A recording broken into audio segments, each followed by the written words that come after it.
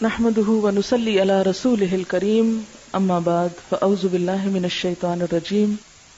بسم الله الرحمن الرحيم رب اشرح لي صدري ويسر لي امري واحلل عقدة من لساني يفقهوا قولي۔ اگر کسی شخص کا وضو بار بار ٹوٹ جائے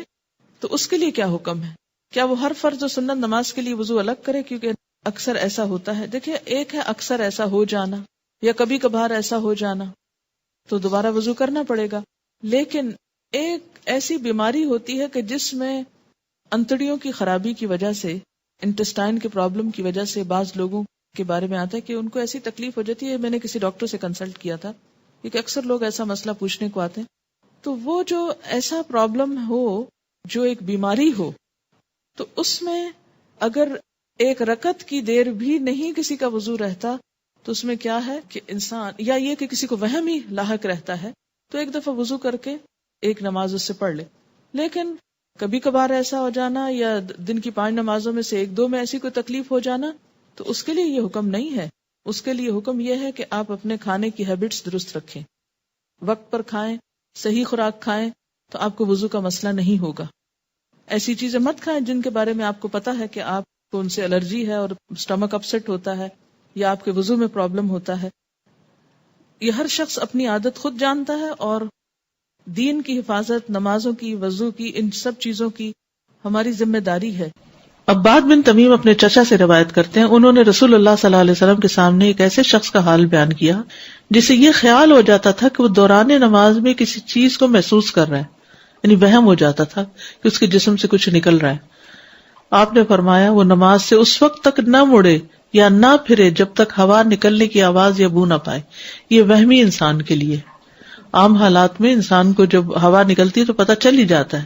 تو وہ عام اس کو نہ لے، یعنی محض شک کی بنیاد پر یا وہم کی بنیاد پر یا جسم میں ایسے ہی کوئی سرسراہٹ ہوئی ہے اس کی بنیاد پر وہ یہ نہ سمجھے کہ اس کا وضو چلا گیا ہے جب تک کہ واضح علامت نہ ہو۔ اب بعض اوقات یہ 2 علامتیں بہت واضح نہیں ہو سکتی، لیکن انسان کو یہ پتہ چل جاتا ہے کہ اس کے جسم سے ہوا نکلی ہے،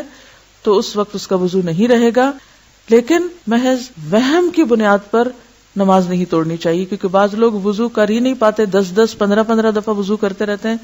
کہ شاید ان کے جسم سے پھر کچھ نکل آیا، تو وہ صرف شیطان کا وسوسہ ہوتا ہے، اس کو اہمیت نہیں دینی چاہیے، بس ایک دفعہ صحیح طور پر وضو کر لینا چاہیے۔ اور اگر یہ 2 علامتیں محسوس ہوں وضو کے دوران یا پھر نماز کے دوران تو دوبارہ وضو کر لینا چاہیے۔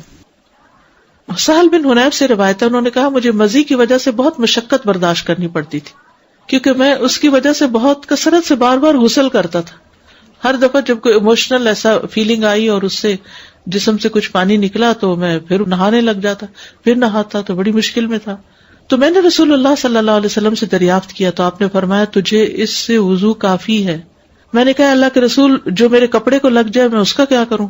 فرمایا تجھے پانی کا ایک چلو کافی ہے، جہاں تیرا خیال ہے کہ وہ تیرے کپڑے کو لگ گئی ہے وہاں چلو بھر کے چھڑک دو، بس، ہر وقت استنجے کی بھی ضرورت نہیں۔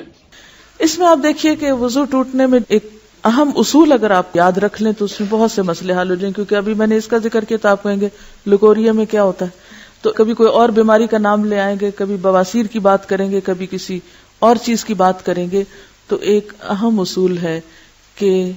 سبیلین سے جو کچھ بھی نکلتا ہے اس سے وضو ٹوٹ جاتا ہے۔ سبیلین 2 راستوں کو کہتے ہیں، یعنی جو یورین کا راستہ ہے یا پخانے کا راستہ ہے، اس میں سے کچھ بھی نکلے، چاہے وہ خون نکلے، چاہے وہ پانی نکلے، چاہے وہ چپکتا ہوا پانی ہو، چاہے وہ لیکوریا کہیں اس کو، کوئی بھی نام آپ اس کو دیں، یا ایون ہوا خارج ہو، تو اس سے وضو ٹوٹ جاتا ہے۔ یہ ایک اہم ترین اصول ہے، اگر آپ کو یہ یاد رہے تو پھر ہر ایک نئے نام کے ساتھ کچھ سوال کرنے کی ضرورت پیش نہیں آئے گی۔ تو کچھ بھی نکلے جو جسم پر محسوس ہو تو اس کو دھو کر، یا اگر دھونے کا موقع نہ ہو تو ٹشو سے صاف کر کے، میں اس لیے موقع کی بات کر رہی ہوں کہ عام طور پہ گھر میں تو سہولت ہوتی ہے، لیکن بعض اوقات آپ سفر میں ہیں، استنجے کا موقع نہیں ہوتا،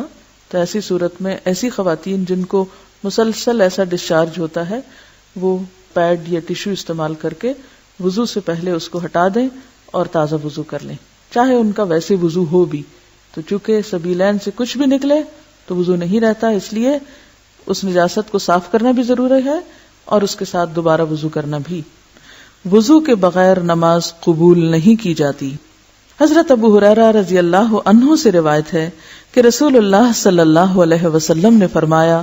جس شخص کا وضو ٹوٹ جائے جب تک وہ وضو نہ کرے اللہ تعالیٰ اس کی نماز قبول نہیں کرتا۔